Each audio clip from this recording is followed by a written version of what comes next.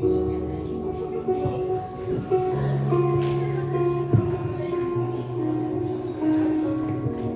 paz do Senhor a todos. Amém. Nós vamos começar, mais um episódio do nosso podcast com a presença aqui do Pedro. Ele vai se apresentar pra gente.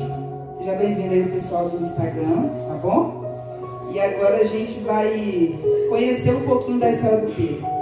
Peço que vocês respeitem tudo que vai ser dito aqui, tá? Ouçam com atenção para que a gente possa absorver o melhor de Deus para essa noite.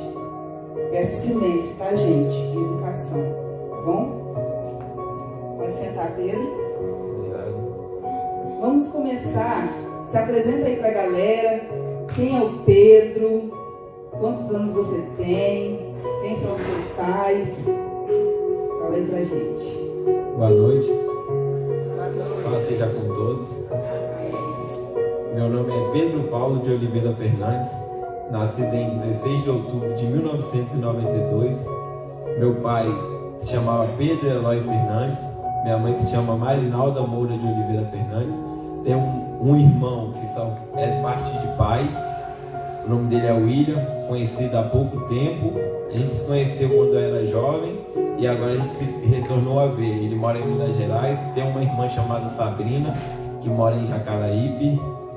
E Pedro Paulo, nascido da Serra. Vai fazer aniversário então, hein, Pedro? Em outubro. Olha, já temos uma festinha aí, gente. Marca aí na agenda. A Ana vai fazer aquele bolo 16 de outubro. pra gente comemorar. Quantos anos? 30 anos. Gente, trintou! Chegando. Olha, amo essa idade, 30 anos. É uma idade muito boa, tá? Você vai chegar lá.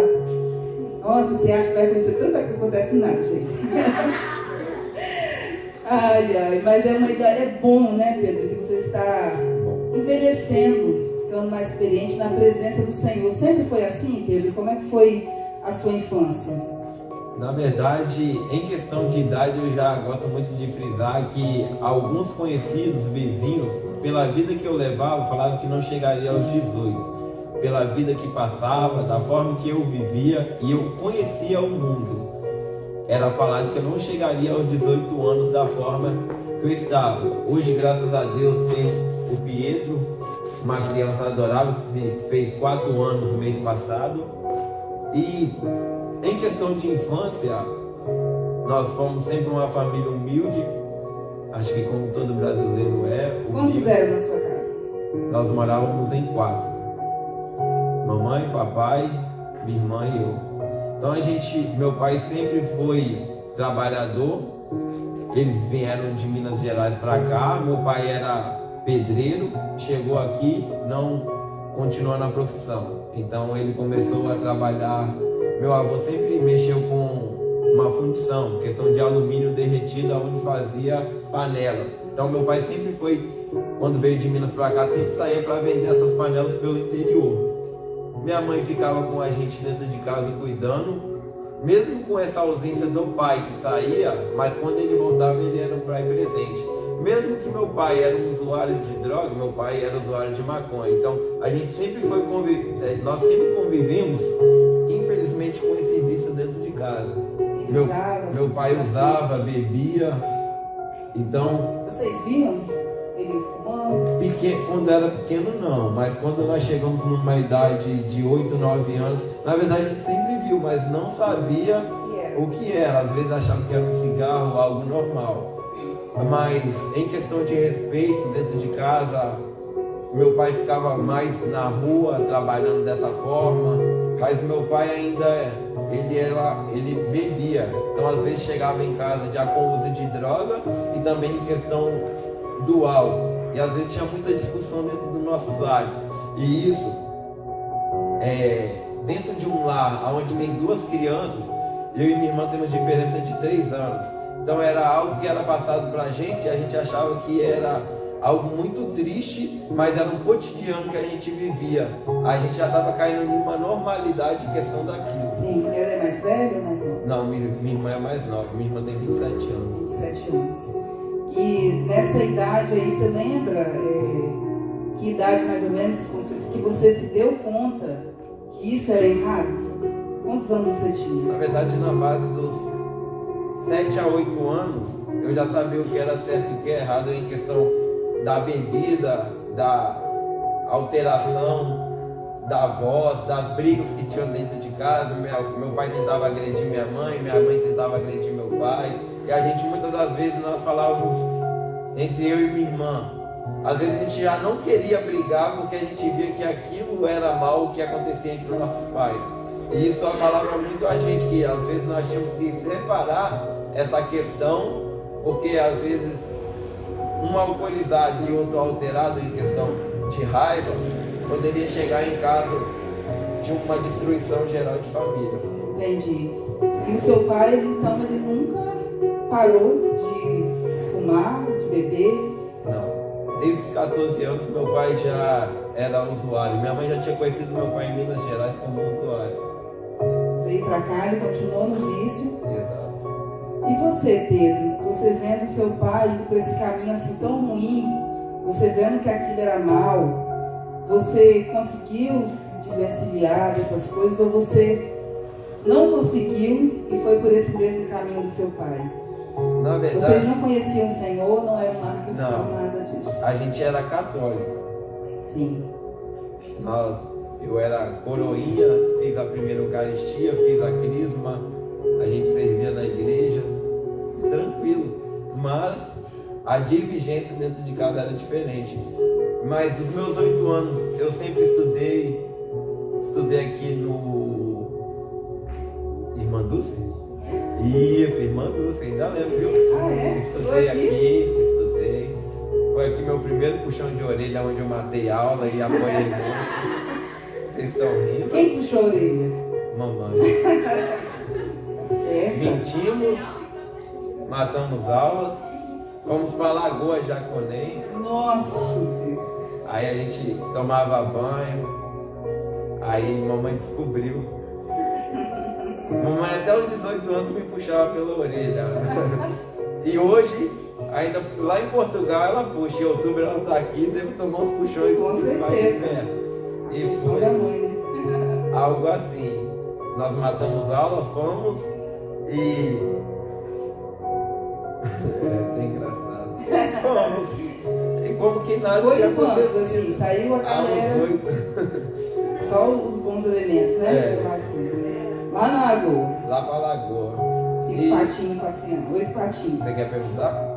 Pode perguntar. Mas assim, quando você foi matar a aula, tipo, quando eles descobriram que você matou a aula, você não tomou nenhuma expressão, Na verdade... Tá querendo saber pra quê, Isabelle?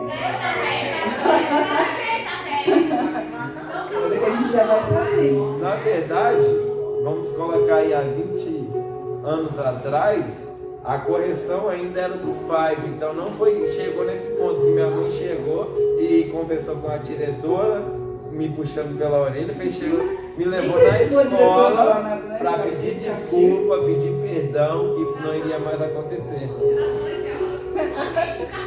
Exato.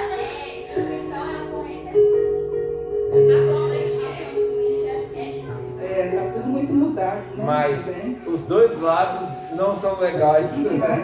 É melhor não fazer, né, Pedro? Exato. Foi algo que... Quantos anos você tinha? 8 anos. Gente, 8 anos. Vocês sabem onde é Lagoa Jaconém, né? Na época de vocês, né? É Jacaraípe, né, Pedro? Na verdade aqui não existe mais dessa forma. Eu me batizei lá. A gente descia por aqui, pelo final de Tubarão, aí tinha um caminhozinho, a gente passava pelo mato e ia. Aí, uma influência de um menino de 12 anos, uma influência de um menino de 12 anos. Tem que ter um cabeça aí fomos levados. Eu lembro que mamãe arrancou uma vara e foi puxando a orelha e varada daqui até em Eldorado. Quem conhece Porto Canoa todinho pelo caminho, apanhando. Então foi algo que marcou muito a minha infância. Farinha de goiaba verde, né? Pra aguentar tanto caminho assim, não quebra não, crente. Falava, você só para de apanhar quando quebrar, mas a vara de goiaba ela não quebrava, ela envergava para um lado e para o outro, mas não quebrava. Então são coisas que marcam a nossa vida. Faz mais rápido, como antigamente também. Né? E hoje tem que ser ungida, né? Mamãe tinha que usar agora. E aí com 8 anos você começou a matar aula, mas foi esse episódio ou teve outro? Mas não, depois eu não quis mais matar. Olha, as crianças antigamente aprendiam, gente. Exato. Quando apanhava. E aí, você foi crescendo.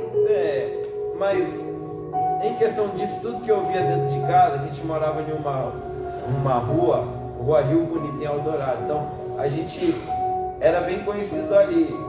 As lutas, dificuldades, mas os vizinhos eram bem vistos. Então, de vez em quando chegava uma tia e falava: Pedro, você pode ir na padaria para mim? Eu pegava e ia. Aí falava: pode ficar com o troco. Aí eu pegava o troco, ia comprar pipa, ia brincar com uma criança comum. Então, com 8, 9 anos, eu sempre tinha a dona Delza, ela falava: Pedro, pode limpar minha chácara? Eu ia, limpava, ela me dava 15, 20 reais, que naquela época era muito dinheiro. Uma criança com 15, 20 reais, você comprava um lanche de um mês todo, sobrava para comprar pipa, peão, você se divertia à vontade.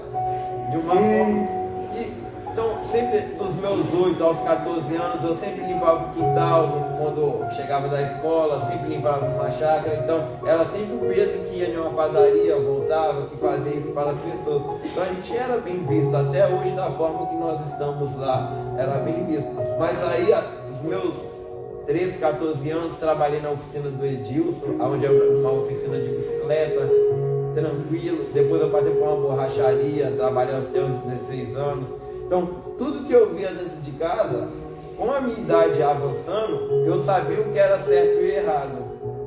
Então, mesmo que passava, a gente às vezes tentava conversar com o papai, com a mamãe, para não acontecer, a gente tentava apaziguar. E aconteceu um episódio que, acho que com 16 anos, meu pai, ele já estava dando crise, porque o organismo já não estava aguentando.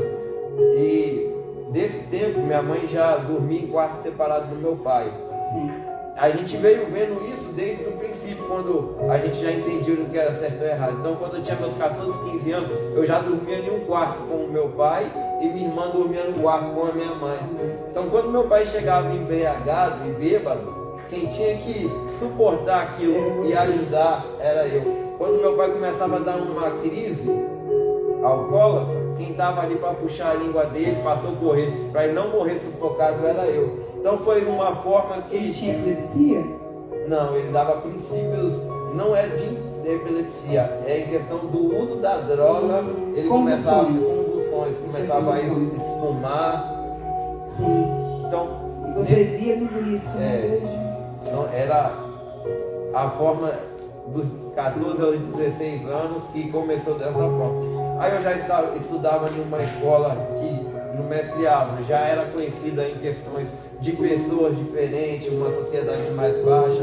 Então aí a gente já começou a ficar atrás da quadra, pegava guimba de cigarro e enrolava de folha para fumar.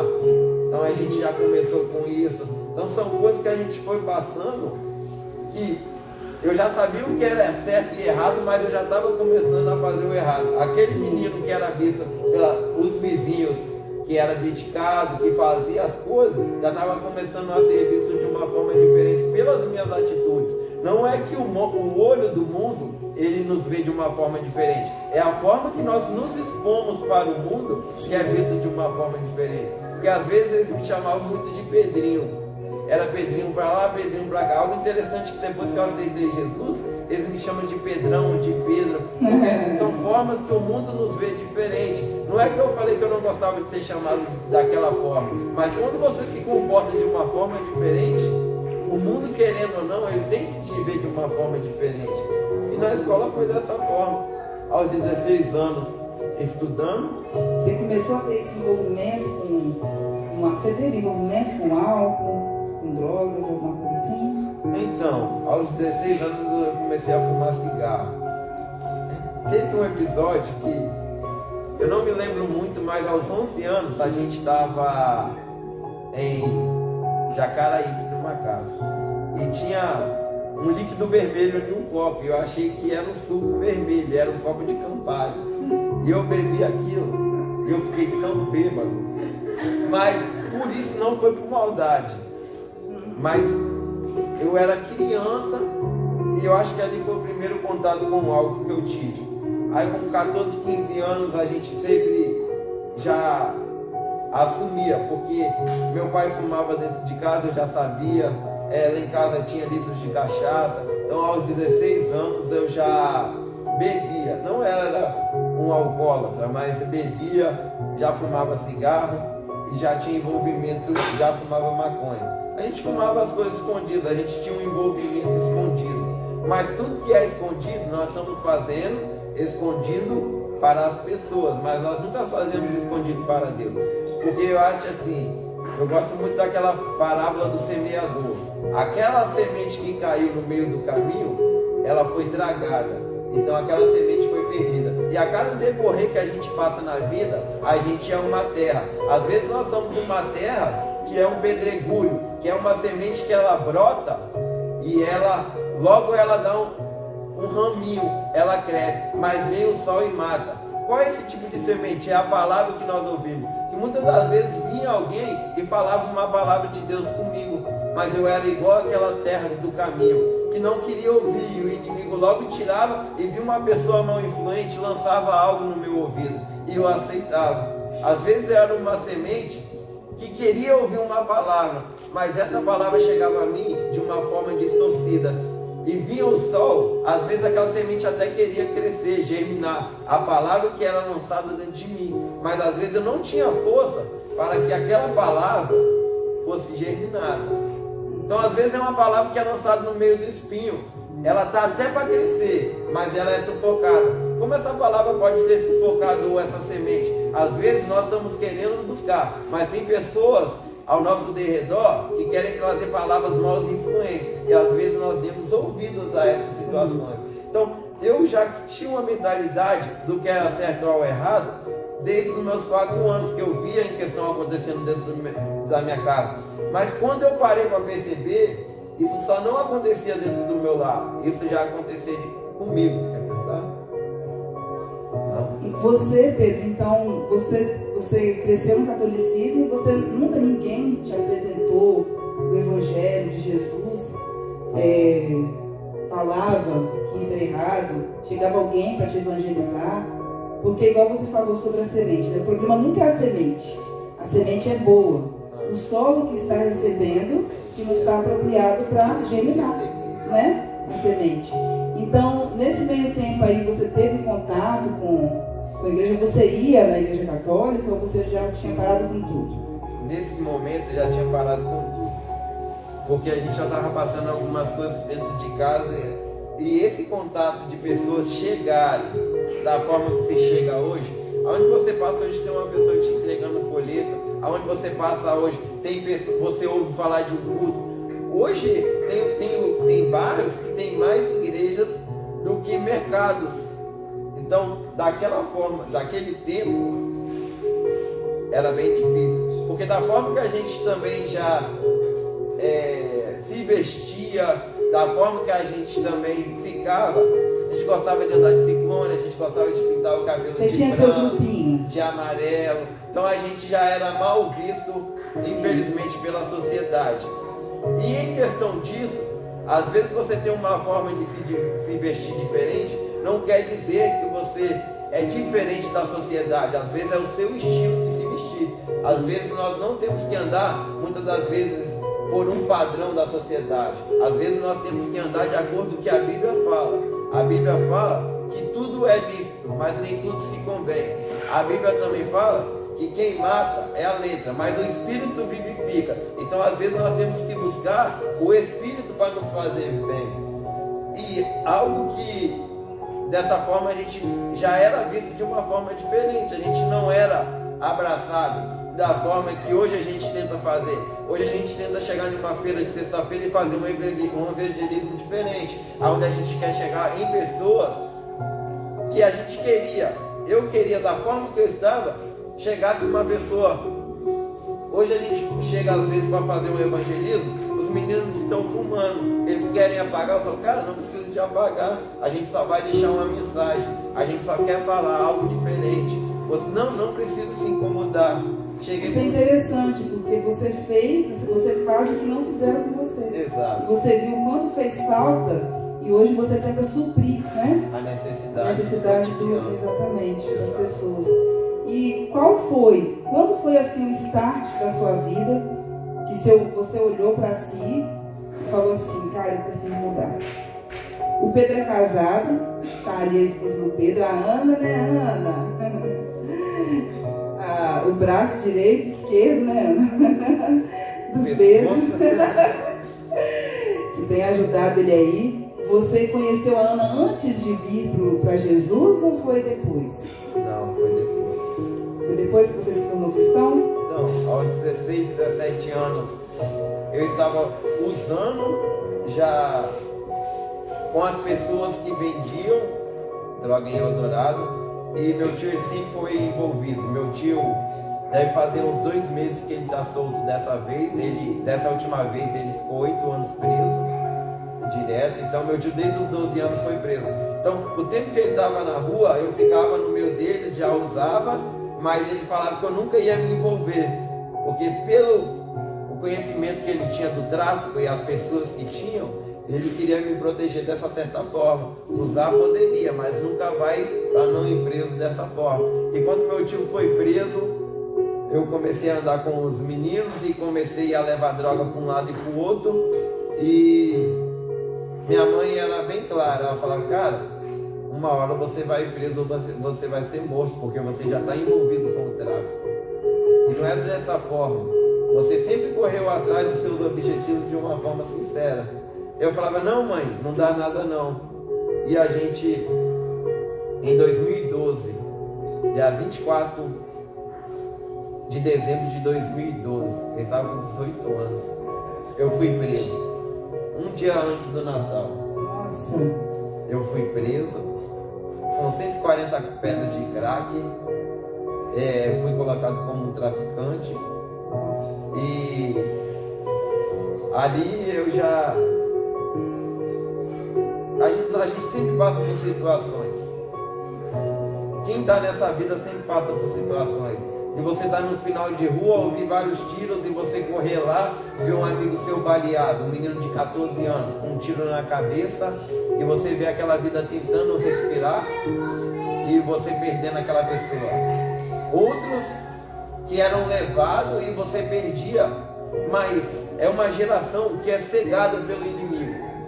É uma geração que, se eu parar para olhar hoje, da minha idade, que eu fiquei uns 6, 7 anos envolvido, de 25 a 30 colegas, de 12 a 30, 40 anos foi levado. Em questão de 1 ano, 2 anos. Teve um menino, a gente chamava, o nome dele era Vinícius, a gente chamava ele de Galo Cego. O menino que, aonde ele estava, eu estava junto. E eu fui preso, passou 15 dias, aquele menino foi assassinado. E minha mãe falava assim, cara, se você estivesse na rua, você tinha sido morto com ele. Porque aonde ele estava, eu estava junto. A prisão ainda foi melhor, né, Pedro? Foi uma porta de escape. Exatamente. Aonde 4 meses que eu fiquei preso, uns 8 a 9 amigos meus foram mortos no decorrer de 4 meses. Era um, era outro, era 3, era 4, em questões de semana. E quando eu fui preso, eu falei com Deus, eu falei, Senhor, se o Senhor me tirar daqui da primeira audiência, eu vou servir ao Senhor aqui dentro, vou aceitar o Senhor aqui dentro, e sair lá fora, eu vou levar a tua palavra. A gente preso, a gente pedia a Bíblia.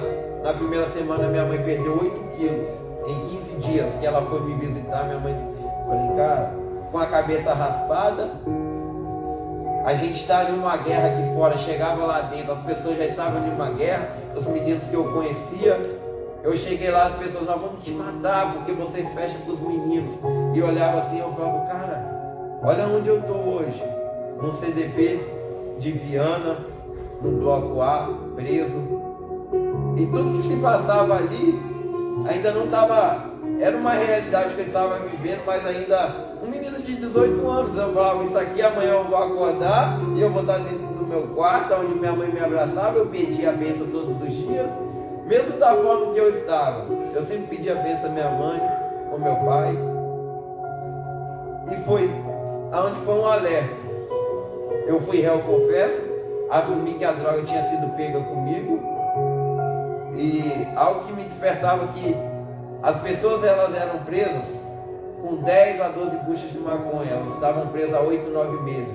Tinha pessoas que eram presas com 3 pedras de crack, elas estavam presas há 10, 11 meses, há 1 ano. O Pedro tinha sido preso por 140 pedras de crack. Aonde eles falavam, você vai ter uma cadeia de 10 a 15 anos acima. Eu falava, eu sempre conversava. E ali, a gente era o dia todo. Pedi minha mãe uma Bíblia, minha mãe escrevia alguns louvores, e a gente entoava naquela galeria, a gente cantava, louvava a Deus. Tinha cultos lá dentro, então a gente sempre ouvindo a palavra de Deus lá dentro. E foi um momento que... Foi um contato verdadeiro com o Senhor ali? Então... Você saiu, você conseguiu continuar? Não. Eu sentia o contato de Deus comigo. Sim. Mas eu não tinha. Foi um primeiro amor, aonde eu estava ali. Era um interesse, né? Exato. Mas Deus, ele provou. Sim. Porque eu com 140 pedras de crack, réu confesso, a juíza olhou para mim e falou, Pedro, se você fosse liberado hoje, o que você faria? Eu falei para ela, eu iria arrumar um emprego, começo a trabalhar, largo tudo e vou viver uma nova vida. Aí voltamos para o CDP, onde a gente estava preso, foi 4 pessoas numa audiência. E foi engraçado que eu tinha uma visita com a assistente social marcada, e quando começou a chamar as pessoas de alvará, tinha 2 rapazes que estavam comigo. E o agente, ele chamou João Pedro. E tinha chamado as outras pessoas e nenhum João Pedro respondia. Eu falei, cara, é Pedro e Paulo. Eu estava na audiência com eles, é o meu nome. Aí ele foi lá, conferiu, aí ele falou, calma aí que eu vou conferir. E os presos, quando eles são retirados do local, eles têm a roupa que era trazida pelos familiares. Hoje não é assim. Eu vi minha camisa lá, uma camisa branca que eu tinha. Eu falei, sou eu mesmo, minha roupa está aqui, cara. E minha roupa estava lá. Aí foi aonde eu recebi o meu alvará com 4 meses. Prestei serviço até o ano passado, porque eu fui réu confesso e a minha pena foi 5 anos. E foi estipulado uma lei que quem era réu confesso, menor de 21 anos, tinha residência fixa, poderia trabalhar em serviço comunitário. Aí o advogado conversou e conseguiu abaixar minha pena para 4 anos. E como eu tinha 4 meses, era referente a 1 ano só de prisão, em questão da lei. Então eu tinha mais 3 anos para pagar. Como era o tráfico, essa lei era dobrada. Então foi estipulado 4 anos, 6 meses de multa. Então eu tinha 4.200 horas para ser paga de processo. Então eu tinha uma liberdade, mas eu tinha... Se você perguntar para um preso o que ele prefere, pagar na cadeia ou pagar na rua, ele vai escolher pagar na rua. Mas era algo ainda que eu ficava pensando, cara, agora eu sou liberto, mas eu não tenho a regalia de usufruir. Foi tão de Deus, em algumas partes, que eu tinha colocado um currículo, uma semana que eu tinha saído da cadeia, a empresa me chamou. Então, em partes, eu comecei a trabalhar, mas eu não fui na igreja, eu não estava... Aí eu falei, eu só vou lá conversar com os meus amigos para falar que eu estou solto. Aí eu falei, tá, eu vou lá. Aí o rapaz fumando, eu falei, não, só vou fumar um cigarro. Aí eu fumei um cigarro, eu falei, não, é só hoje. Cara, não tente fazer nada que é errado pensando que você só vai fazer uma vez. Não tenta mentir pensando que você vai mentir uma vez. Não tente. Sabe por quê?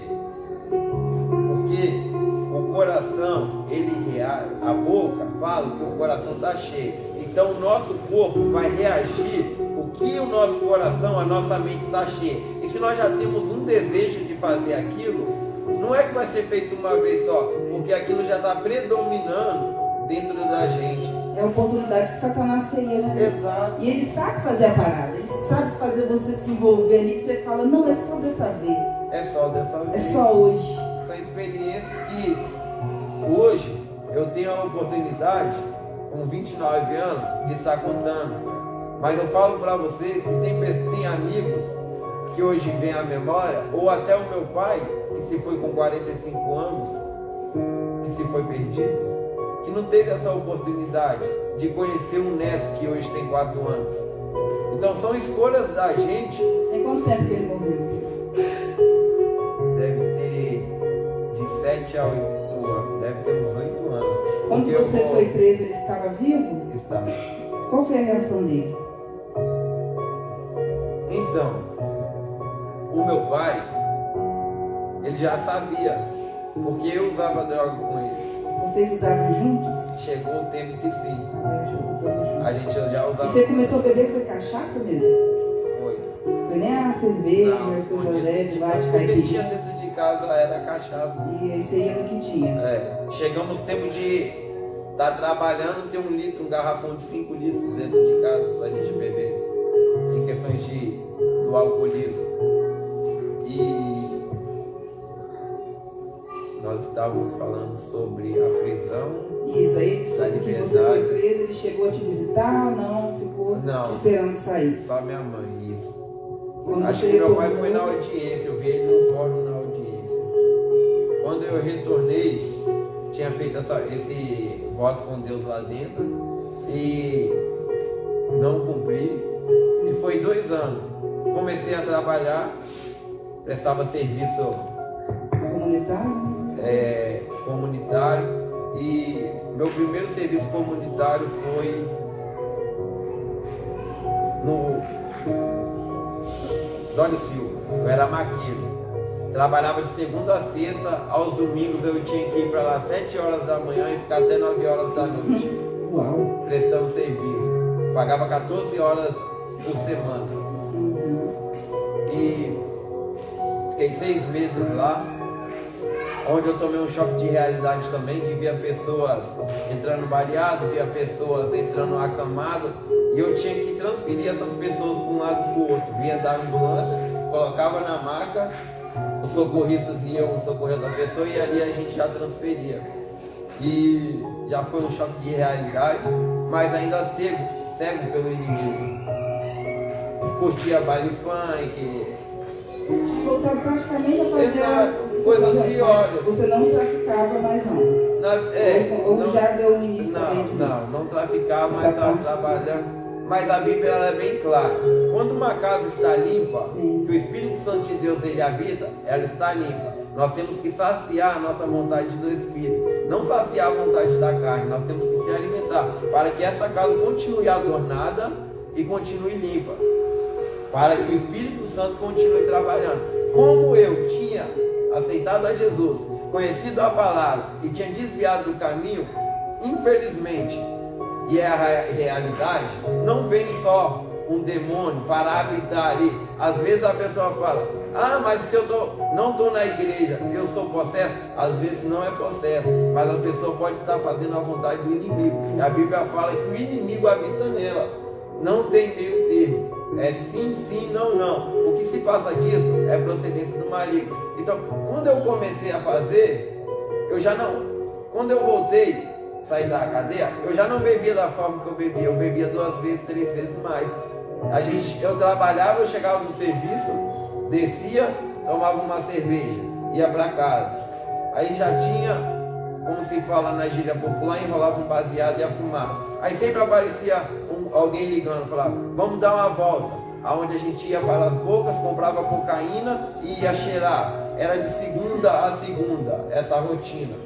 Aonde eu tinha já quase 50 e poucos quilos, aonde era o rosto acabado, aonde a felicidade não reinava. E sua mãe ficava como? Sabendo que o filho e o pai estavam vivendo a mesma vida?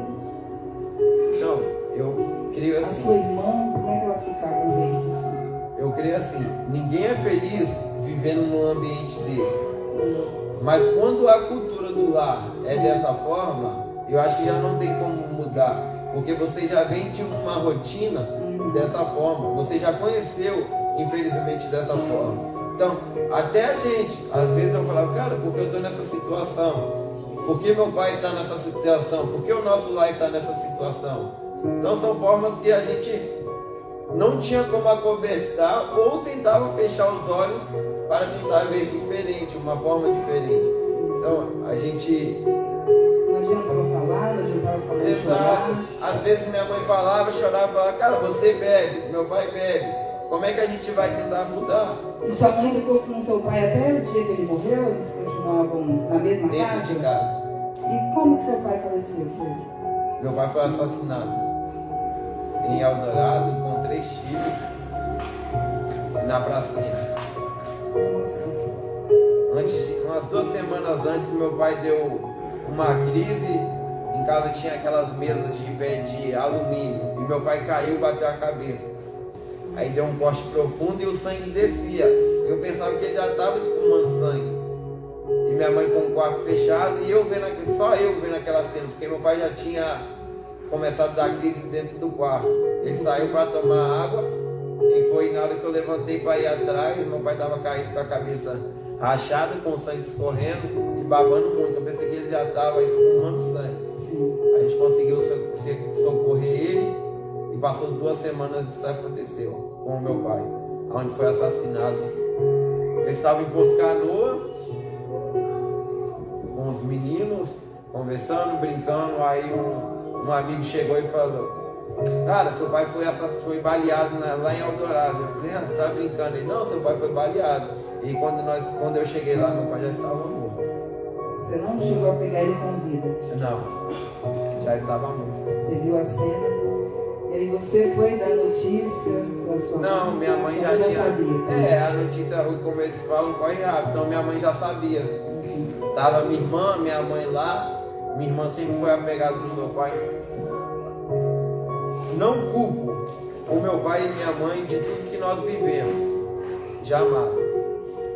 Porque senão a gente não teria um testemunho para contar hoje, uma história de vida vivida. Hoje minha mãe está em Portugal, meu pai foi levado e isso me culpava muito, muito.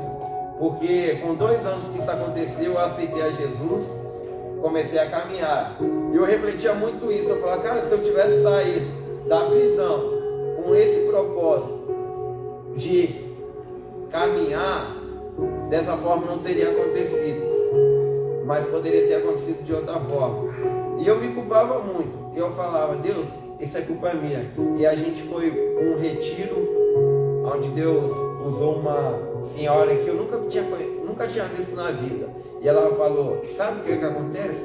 Que enquanto você levar essa culpa, o seu coração não vai descansar. São 7 anos que você vem lutando para fazer a diferença, mas ainda você se cai no pensamento em se culpar. Mas aquele que foi tirado da terra, ele teve um momento onde uma pessoa chegou e conversou e falou de Jesus. Ela falou, não chore pelo sangue do seu pai que foi derramado. Então uma pessoa, algo que Jesus tirou de dentro de mim, uma dor, uma mágoa, em questão de 7 anos, e às vezes poderia estar, às vezes nós queremos ouvir algo de Deus, mas às vezes a gente também não confia quem está perto. Às vezes nós queremos algo. Então se você quer ouvir algo de Deus, e você crê, você peça, que Ele vai usar uma pessoa para te falar algo. Deus, Ele sempre usa pessoas. Se nós tivermos fé, Ele sempre vai fazer da forma dele. Então, o que aconteceu com o meu pai? Você sentiu vontade de vingar a morte dele, Pedro? Na verdade, eu já... Vou tomar também.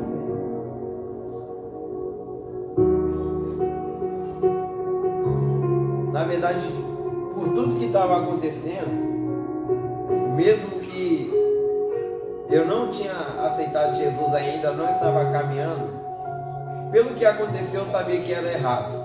Então se eu fosse atrás de algo, viria para o meu lar, ia para o outro lado. Porque fim nunca, né? Exato. Tudo que é errado, ele não tem como terminar certo. Então a gente... E na época eu não me conformava da forma que aconteceu. Não me conformava, mas também não procurei saber em fundo quem era a pessoa, o que realmente tinha acontecido. A gente ouvia boatos, mas em fundo eu não, até hoje eu não sei o porquê aconteceu. Não. Boatos rolavam, mas certo disso eu nunca procurei saber. E Tem coisa que é melhor não saber, né? Exato. Foi com... E a gente foi lutando. Ainda bem que você conseguiu se livrar dessa culpa, porque essa culpa, Satanás, ele fica nos colocando, né? Em tudo que a gente peca. Tanto aí no seu, eu me converti tarde demais. Se eu tivesse me convertido antes, poderia não ter acontecido. E a gente fica remoendo os nossos pecados ali, né? Nossa falta de acesso a Deus, a nossa teimosia. E a gente sempre pensa, eu podia ter ido antes. Mas eu acredito que cada um tem o tempo, Pedro. Exato. Na verdade, a gente sempre acredita, nós sabemos que o inimigo ele é um acusador. Mas às vezes nós só queremos olhar pelo lado da acusação. E nós esquecemos que nós temos um justificador. Porque Jesus, quando ele foi a Deus, ele falou: eis que vou para o Pai e deixarei um consolador. E nós não estamos órfãos. Então quando a gente precisa de algo, nós temos que pedir ao Espírito Santo que ele nos aproxima de Jesus, aonde nós somos justificados, absolvidos, justificados de toda a culpa. Ele levou, né, naquela cruz. Ele levou, exato. As nossas iniquidades. Vamos lá. Em uma sexta-feira estávamos em 5 pessoas na rua onde eu morava, fumando debaixo de uma árvore, e do lado morava um rapaz, um abençoado chamado Edilson. Ele é diácono da igreja do Evangelho Quadrangular, e ele foi chamar um rapaz que estava com a gente para ir no encontro, face a face de uma igreja. E nesse momento eu falei: eu quero ir também. Aí ele falou: sério? Aí eu falei: sério. Eu falei: se o Vinícius for, eu vou também. Aí ele: tá, a gente vai dar um jeito. Faltava um mês e ele sempre ia: Pedro, rapaz, não tem dinheiro não. R$120 na época, o investimento. Aí ele falava: não, eu vou dar um jeito. Eu trabalhando, eu comprava droga, eu bebia, mas não tinha dinheiro para fazer um investimento que restaurou a minha vida. Mas Deus tem um propósito. E a gente chegou numa terça-feira, tinha um pré-encontro de ir para ir na igreja para ouvir algumas instruções do encontro. Aí eu fui nesse pré-encontro na terça-feira, passou-se quarta, quinta, e eu sempre usando e se drogando e bebendo. Estava trabalhando e chegou a sexta-feira de manhã, eu fui trabalhar, aí eu falei: eu vou trabalhar, quando eu chegar eu tomo um banho e vou para a rua e fumo, né? Falei: eu não vou naquele local. E eu cheguei em casa, minha mãe já tinha arrumado as malas, tinha arrumado tudo. Falei: eu vou ali na rua rapidinho. E saí, era 5 e pouca da tarde, a gente se drogando. Aí esse rapaz desceu a rua. Ele: Pedro, a gente tem que ir para a igreja quando vai sair. Eu falei: cara, eu só vou lá em casa. Aí eu falei: eu vou pular a janela aqui, desço pelo mato e vou pro outro lado. Você não queria ir, já tinha decidido não ir. Não. E minha mãe falou: cara, você já fez pagar, você falou que ia, vai, cara. Eu falei: tá bom. E na sexta-feira eu fui drogado, entramos no ônibus e fomos pro sítio em Muribeca. E na sexta-feira, mesmo drogado, quando nós começamos a chegar 5 quilômetros para dentro do ambiente, que já era uma mata fechada, parecia que o céu estava mais próximo assim. Parecia que as estrelas elas estavam de forma diferente. E eu olhava para aquilo, eu via um filme de toda a minha infância e tudo que se passava na minha vida até aquele momento. Eu falava: cara, o que está acontecendo comigo? Às vezes eu ficava olhando, será que o efeito da droga? Mas eu sempre usei droga até piores, mas não ficava dessa forma. Mas era a embriaguez do Espírito Santo. Deus já estava transformando. E foi uma sexta-feira abençoada, onde nós ouvimos a palavra. E eu tinha levado cigarro, tinha levado maconha. Você levou? Eu levei. E eu com aquilo guardado dentro da bolsa. E na sexta-feira, quando terminou, a gente jantou, os meninos foram para trás do templo fumar. Eles fumavam. Falei: cara, eu não vou não. Aquilo guardado. Chegava a arrupiar. Eu falava: cara, o que está acontecendo comigo? Eu tenho minhas coisas aqui porque eu não vou usar. Eu falava: cara, não tem jeito. O que está acontecendo? E no sábado de manhã, Eu chamei o pastor e falei, pastor, eu tinha que te contar algo. Ele falou, fala, cara. Vocês vão me mandar embora, não? Eu não queria ir, eu já não queria ser mandado embora. Sim. Aí eu falei, cara, eu tô com um cigarro de maconha aqui e tô com vários cigarros aqui. Eu preciso tacar fogo nisso. Ele, beleza, me entrega aqui. E os caras, por que não deu pra mim? Aí eu olhava assim, e a gente foi para uma administração, passamos por vários processos. E no sábado, a minha mente, e eu não ficava 1 hora sem fumar um cigarro, sem me drogar. E já estava quase 12, 13 horas que eu estava sem fumar um cigarro, sem me drogar, sem dar ânsia, sem dar abstinência. E eu falava, cara, se eu estou desse jeito, eu vou continuar desse jeito. E foi passando. Quando foi à tarde, teve uma ministração onde seria jogado algo que a pessoa tinha que identificasse ele com o mundo. Mas tudo que eu já tinha me identificado, eu já tinha liberado, já tinha descartado. Então aquilo ali não me afligia mais. Aí eu fui lá, ajoelhei, pedi algumas coisas para ser liberto de mim. Beleza. Aí quando foi no sábado à noite, os meninos jantou e foram lá para trás fumar. Eu falei, cara, eu senti aquele cheiro, eu já não queria ficar naquele ambiente lá. Você vê que se você quisesse, você tinha ido até ali, naquele lugar, né? Tinham pessoas fazendo o que era errado. Exato. Mas você foi convencido pelo Espírito Santo. Pelo Espírito Santo. Foi que não tinha acontecido anteriormente. Não, foi diferente. Quando estava lá dentro. E algo que foi colocado muito na minha mente depois, a gente não tem que pedir algo a Deus por troca. Deus, se o Senhor me dá isso, eu vou fazer isso, eu vou me converter. Barganha, né? O natural da gente, muitos falam, eu vou aceitar Jesus. Jesus nos aceitou quando ele foi morto na cruz do Calvário. Ele nos aceitou de braços abertos. Nós não temos que aceitar a Jesus. Nós temos que confessar que ele é o nosso único e suficiente Salvador. Ele já nos aceitou.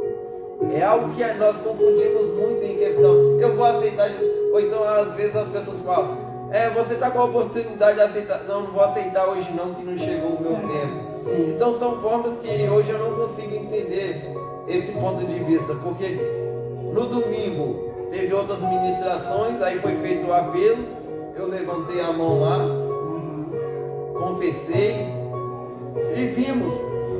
A gente estava em um mundo diferente, onde para mim não tinha mais.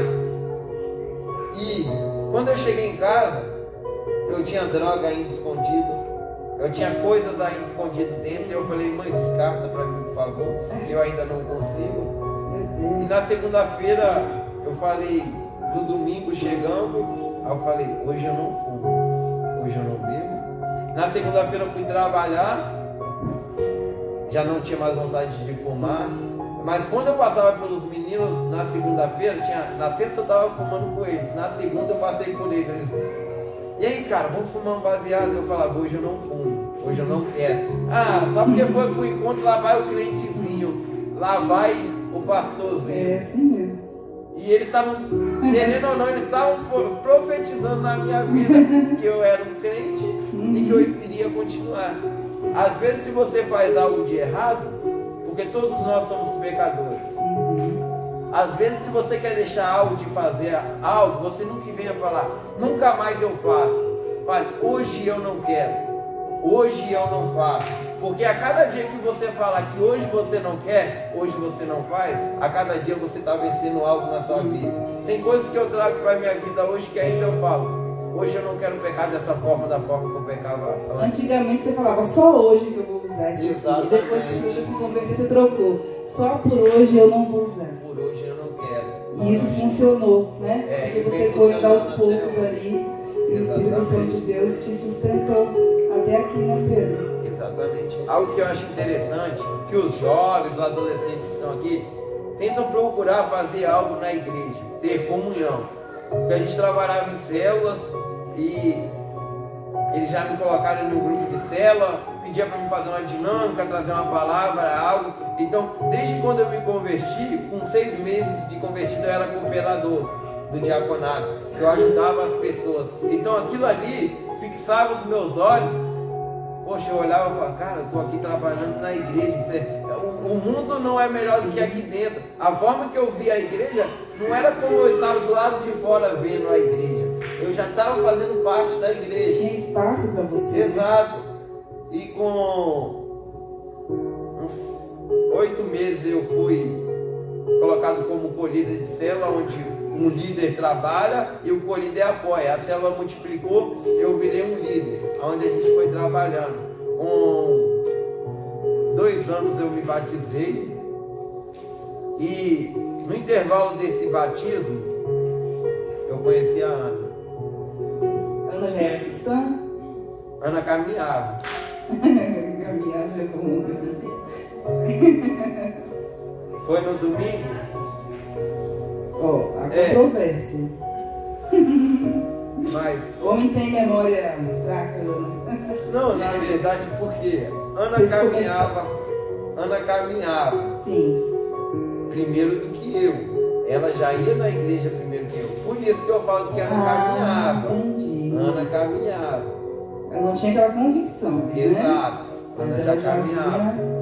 E quando eu aceitei Jesus no encontro, nós fizemos aliança com a igreja. Uhum. Aí Ana também fez essa aliança. E a gente jovem, minha mãe morava já em Balneário de Carapebus.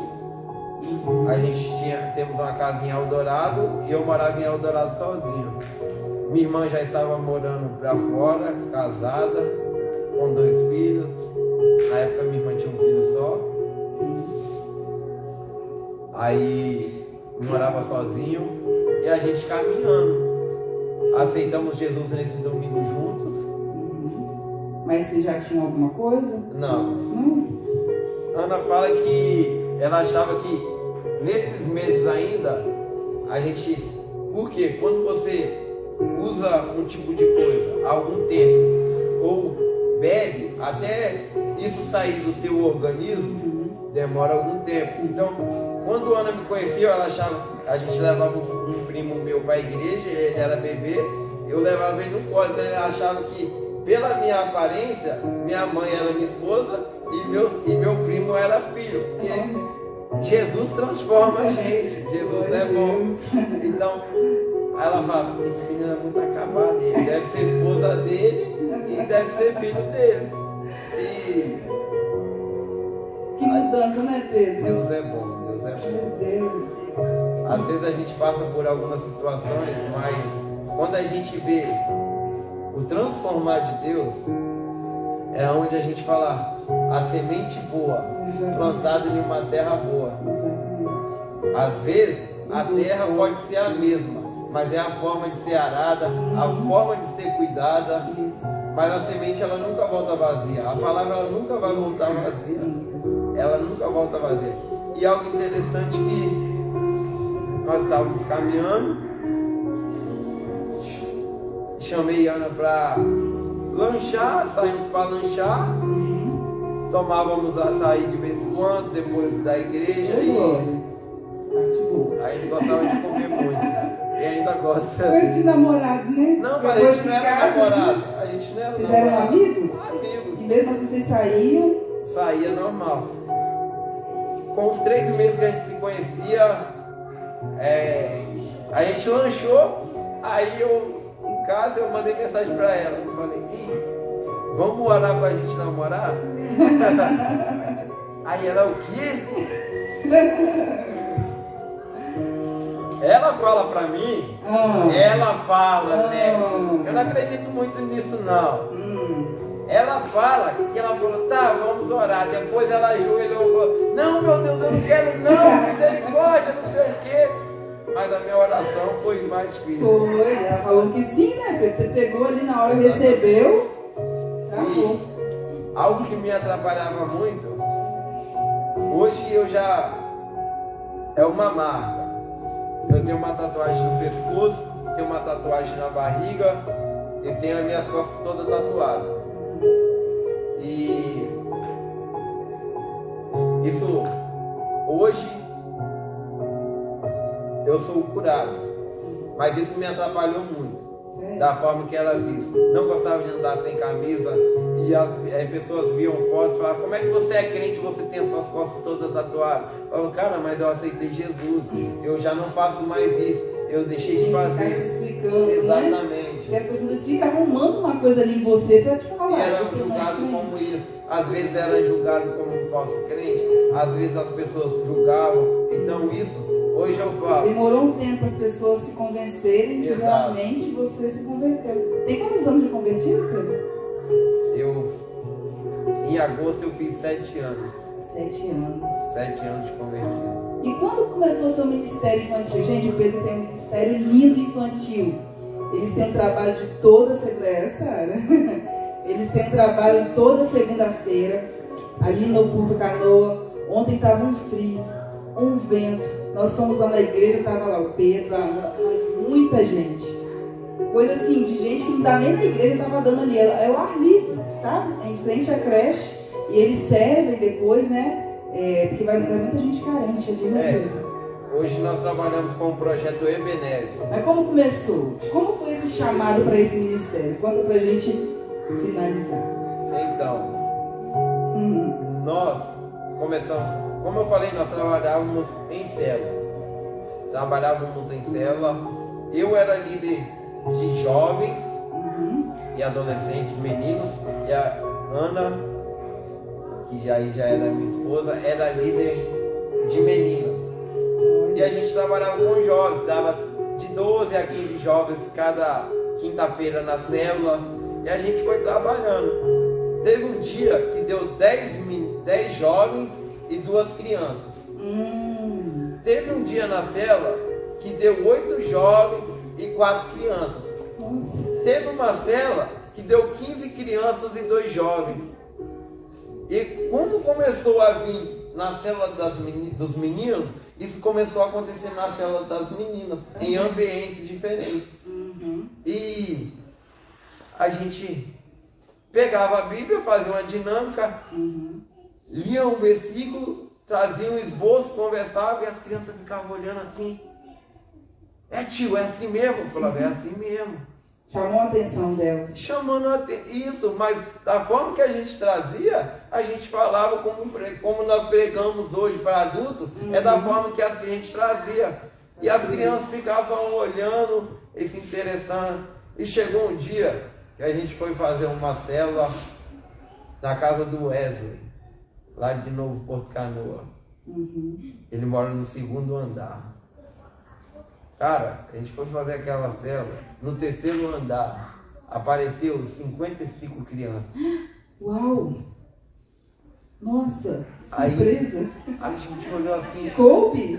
No 3º andar, aí os meninos começaram a escada, mas é tudo de Deus, porque a senhora ela tinha um espaço, acho que é metade dessa igreja aqui assim, ó, no 3º andar. E os meninos, 55 meninos. Vezes 2 dá quanto? 55 vezes 2. Gente, me vergonha mesmo. 110. 55 vezes 2. 110. Meu marido ele respondeu lá atrás. Sabe o que acontece? Você com 110 pés de chinelo, eles fizeram uma bola assim, ó. Ô tio, esse é meu chinelo, tio. Aí eu olhava pra senhora, eu falava. Já virou tio? E pá.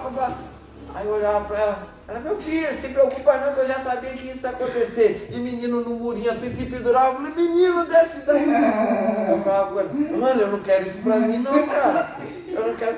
A senhora, calma que isso tá normal, meu filho. Acho que tem menino que tá com o pé trocado de chinelo.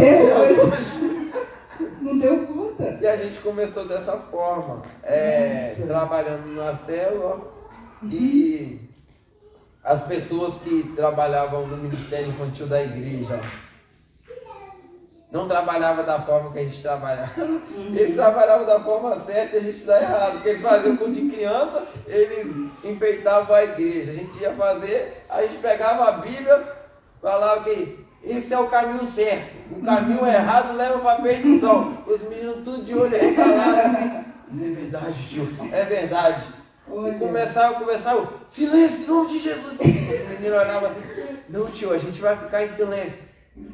Aí chegava 70, 80 meninos. Você vê que você não fez personagem, né, Pedro? Não fez vozinha, não fez nada. É o que a gente trabalha no projeto você. hoje. Foi o hoje chamado, né? às vezes hoje. É o chamado. Aí a Ana fala, o que esse menino vê nesse doido? Ele grita com ele e ainda abaixa a cabeça. E o pessoal,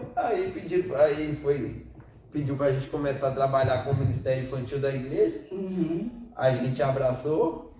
O Ministério Infantil da igreja tinha 12, 13 crianças. A gente chegou a fazer um culto lá, graças a Deus, com a colaboração de vocês, onde foi o culto mais especial que a gente conseguimos estar com 120 crianças, mais umas 40 e poucos adultos.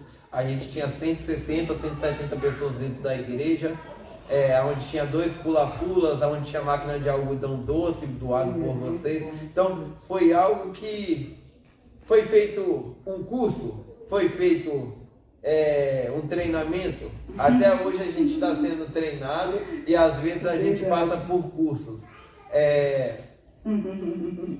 Saímos de uma igreja, de um templo e passamos para outro.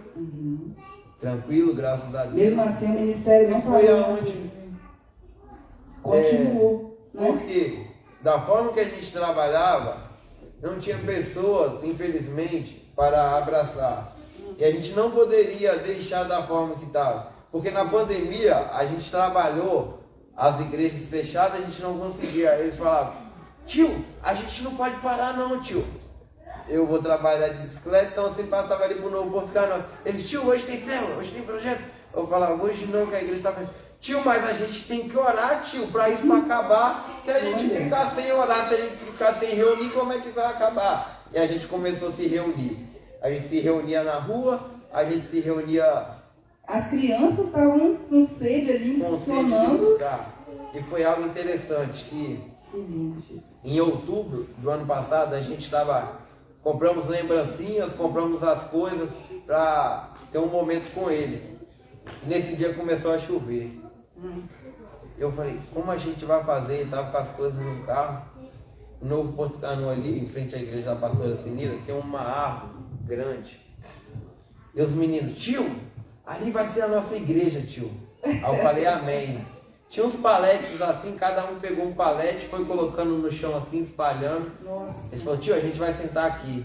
Eu falei, as lembrancinhas, onde a gente vai colocar? A gente vai fazer o altar, a mesa. Pegou os paletes. As crianças. Entulharam. Crianças. E eu falava, cara, porque a minha fé não é dessa forma?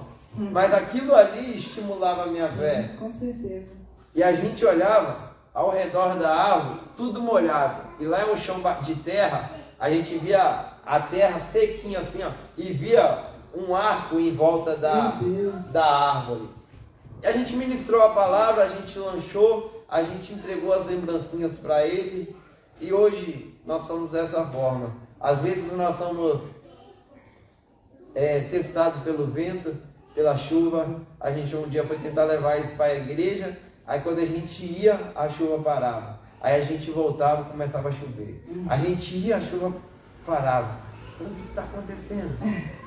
Aí eu olhei para aquelas crianças. Eu falei, vamos fazer uma roda aqui, vamos dar as mãos. Eu falei, tem um justo aqui, vamos orar. E estava aquele vento e aquela chuva, aquele chuvisco notório de se ver. E a gente começou a orar.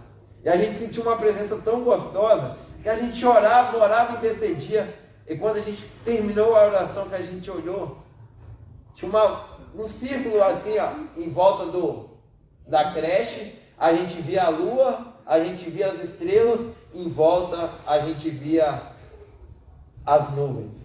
Cara, eu contar para vocês, a gente fala, isso é sobrenatural, mas são coisas que a gente está vivendo. Hoje tem a minha esposa, se você olhar para as crianças lá e perguntar o que a gente passou na segunda-feira, onde um vento que a gente estava balançando as árvores, que a gente fez uma oração, as árvores estavam assim.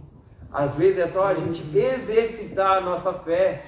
Tudo que nós pedirmos, em nome de Jesus, o Pai que está no céu, Ele fará, para que o nome do Filho seja glorificado através do Pai, um pelo outro. Então, é um momento que nós estamos vivendo. Hoje, eu consigo chegar em casa e meu filho está cantando, eu sou canela de fogo, reteté de Jeová, estou nadando no azeite, não consigo parar. Então são coisas que eu consigo hoje chegar. Hoje eu consigo chegar num projeto e ver a Sofia, que foi, ela era levada pelas irmãs dela num carrinho de bebê com 9 meses. Hoje eu consigo ver a Sofia com 5 anos. Então são coisas que eu olho nesse decorrer e vem nos dando força. Você já enxerga também a mudança de vida para sua família, porque você não cresceu num lar cristão, perdeu seu pai dessa forma trágica, né? E hoje você tem um filho. Hoje eu tenho... O Pedro tem quantos anos? 4 anos. 4 anos. Ele já nasceu num lar cristão, não é isso? Exato. O Pedro ele já vai ter essa base. Hoje você está fazendo diferente do que foi feito com você, né?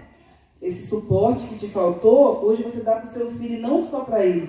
Olha como o propósito é muito maior. Que Deus te deu, você tem um filho biológico, mas Deus te deu outros filhos espirituais, né? Que são essas crianças que você cuida, que talvez na vida delas, a única figura que elas têm de um homem responsável é você.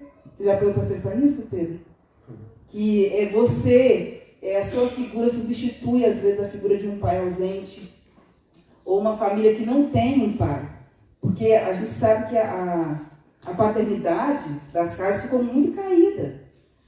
Ou a gente olha e cada lá é o pai, meu pai não está isso, meu pai não está aquilo, meu pai não é presente. As mães que estão lá na igreja, né? Tá círculo de oração, a mulher que vai lá, que apresenta o evangelho, que leva, que carrega, sabe, que fica ali tomando as rédeas da situação.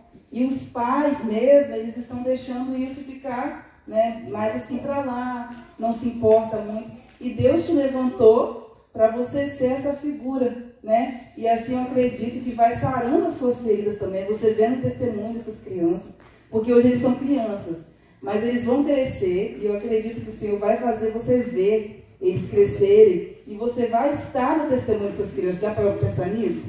Que elas vão ter um testemunho e o tio Pedro vai estar lá no testemunho. De toda segunda-feira, o tio Pedro que fazia culto, que levava lembrancinha, que levava uma comida, porque isso está gerando, né, memórias para a vida delas. Tem crianças ali que os pais não são cristãos. Na verdade, a gente, como nós trabalhamos com o projeto e nós ministramos em cultos infantis também, nós fomos numa quinta-feira para Rio de Janeiro, lá em Soropédica, participar de um trabalho, um evento de famílias, um congresso de famílias, onde nós tratamos a parte de crianças. Nos cultos que a gente participa, em qualquer lugar que a gente participa, crianças com os pais cristãos, mas às vezes aquela criança ela tem uma ferida que o pai ainda não localizou ou identificou.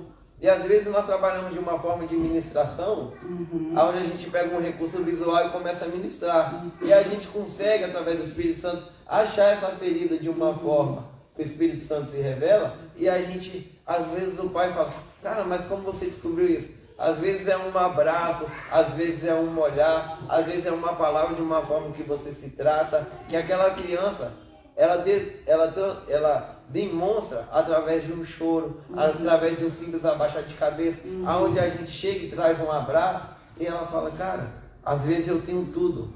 A gente passou com uma criança dentro do projeto, ela falou, cara, meu pai me deu PlayStation 3, eu tenho skate, eu tenho bicicleta, mas eu precisava de um abraço. Onde aquela criança, ela recebeu aquele abraço, e ela falou, tio, eu estou mais leve. Eu estou saindo daqui mais leve. Então são formas que o Espírito Santo trabalha e usa pessoas que a gente não sabe nem explicar. É só Jesus, né? Deus é bom. É um projeto lindo, né? Que o Pedro e a Ana tem, a gente conhece eles de perto e a gente sabe que eles são cristãos sérios, que levam esse ministério assim afinco, né, Pedro? E eles já tiraram quantas vezes, né? Tiraram de dentro de casa para levar famílias, o pessoal que está nos assistindo, que quiser ajudar esse ministério do Pedro, gente, depois eu vou até deixar o telefone ali, Pedro, para quem quiser ajudar, né, com doação de cesta básica. Toda segunda-feira eles têm esse projeto, que eles fazem canjiquinha, né, faz sempre alguma coisa ali para as crianças.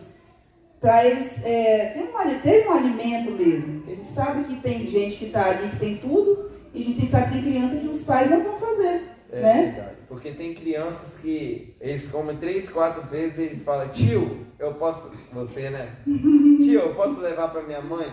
Eu posso levar para o meu pai? A gente sempre leva. Teve uma família que esses meninos eles sempre pediam. E a gente fala, hoje a gente vai lá fazer uma visita. E quando a gente chegou nesse lá, que a gente tomou um choque de realidade.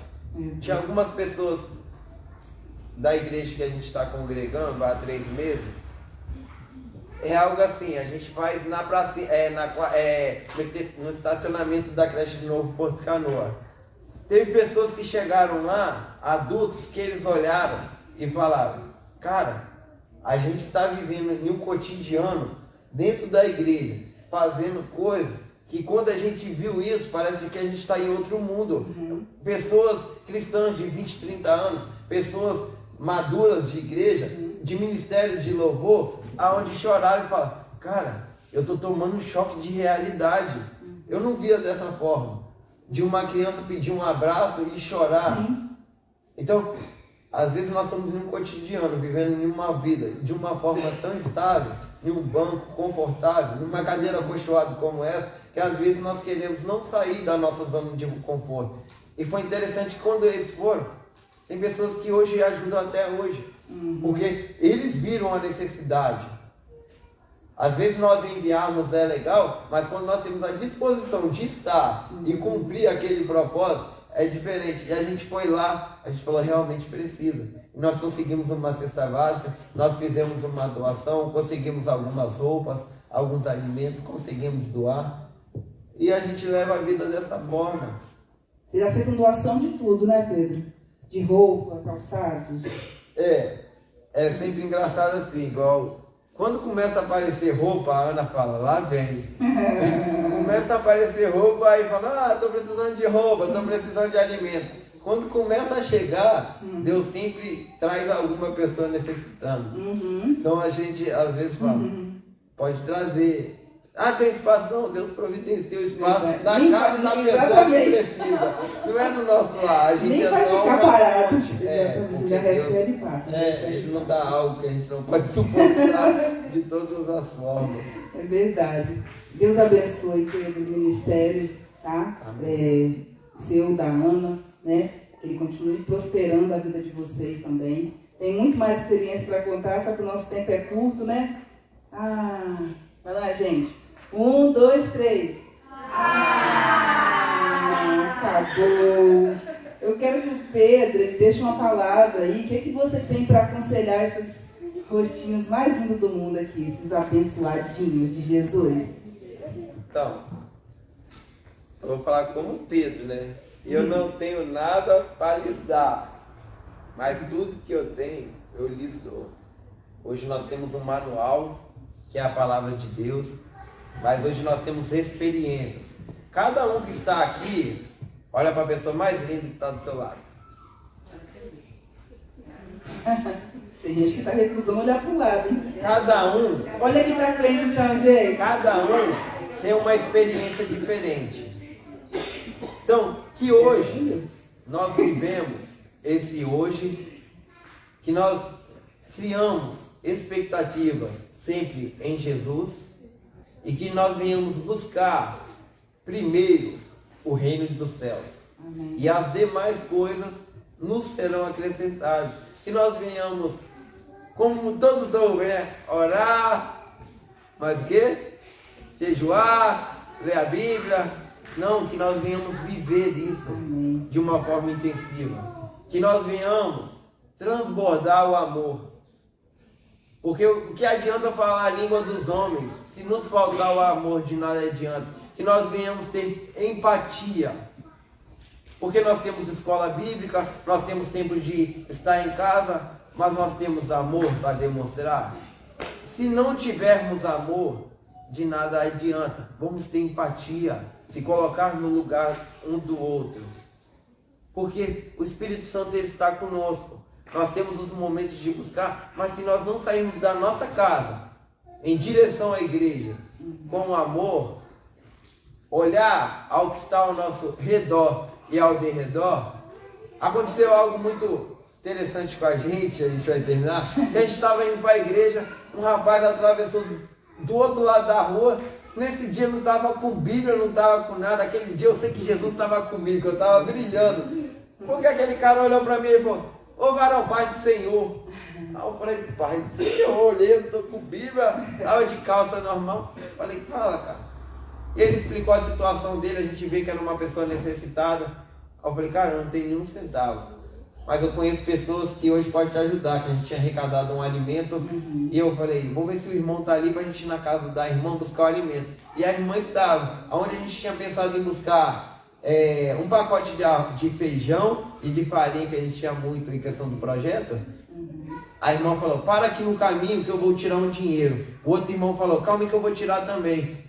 Em questão de eu parar para ouvir, eu não tinha nada. Mas só de eu parar para ouvir, o Espírito Santo tocar, a gente conseguiu uma cesta básica para esse rapaz.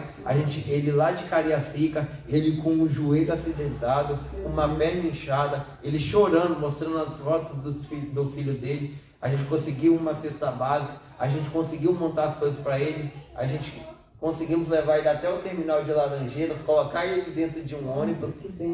E eu e o Jefinho, a gente saiu de lá. O carro dele parecia que fazia assim, ó, com a presença, e a gente chorava. Aí eu falei, cara, eu não tinha nada, mas olha que eu estou sentindo a presença de Deus dessa forma. Às vezes, você não pode ter um valor financeiro, mas você tem um valor, você tem o amor de Jesus. Então transmita isso. Algo que eu peço para vocês, transmitam o amor, seja acessível a receber o amor, que ele é de graça. Amém.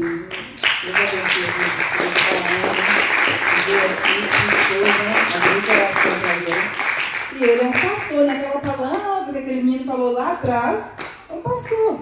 Ele talvez não tenha um título ainda de pastor, mas ele já faz a função, né? Que é cuidar de gente.